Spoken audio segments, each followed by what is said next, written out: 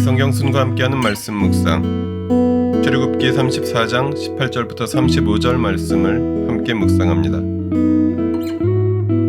너희는 무교절을 지켜야 한다. 내가 너희에게 명한 대로 아비벌에 정해진 때에 이레 동안 누룩을 넣지 않은 빵을 먹어라.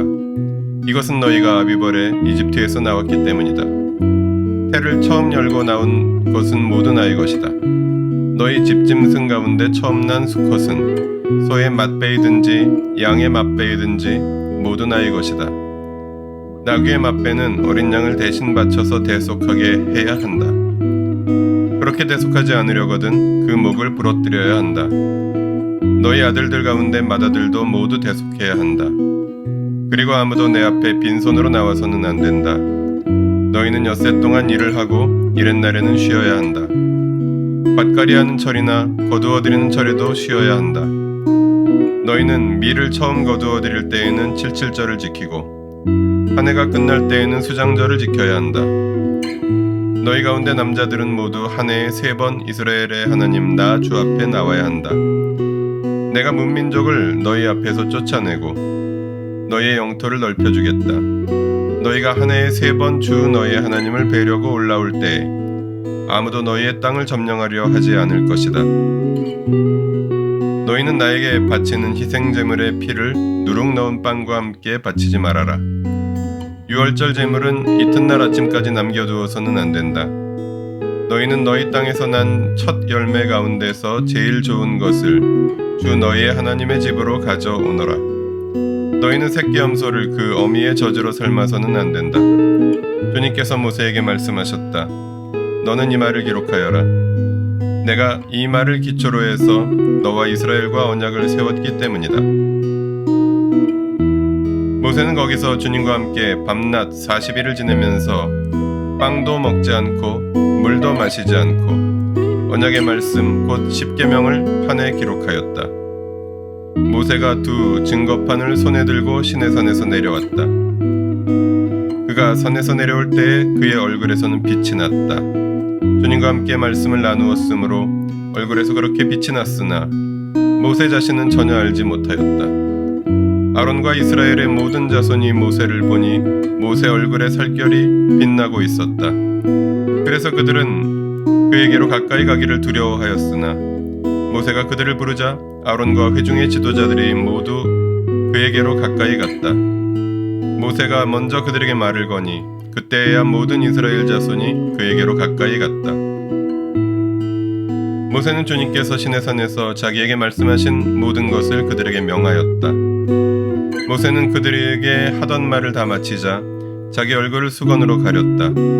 그러나 모세는 주님 앞으로 들어가서 주님과 함께 말할 때에는 수건을 벗고 나올 때까지는 쓰지 않았다.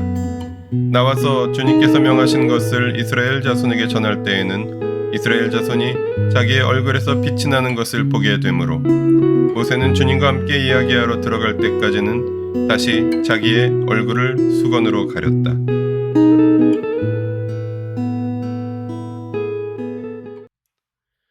(18절부터) 28절까지는 절기와 예배에 관한 하나님의 명령입니다.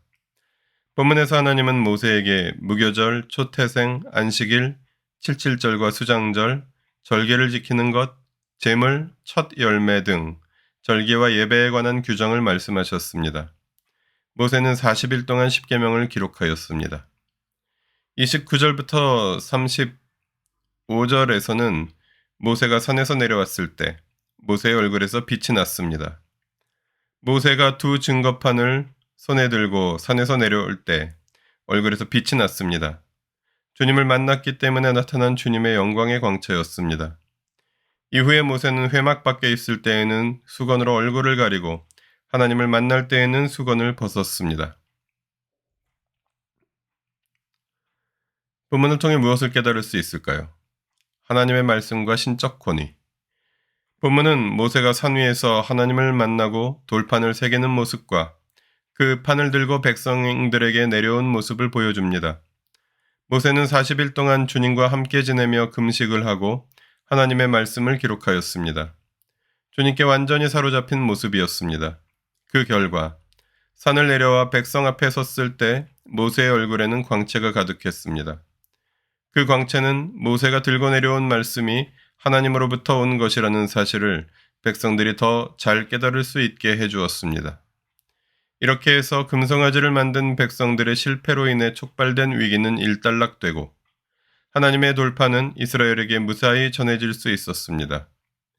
하나님의 적극적인 개입을 통해 이스라엘이 만들어냈던 위기 상황은 해결되었습니다.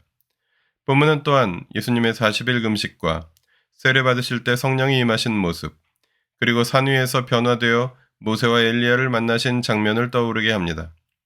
예수님 또한 새로운 모세와 같이 하나님의 말씀을 세상에 전하셨고 신적 능력과 권위로 하나님의 나라를 선포하셨습니다. 본문을 어떻게 삶에 적용할까요?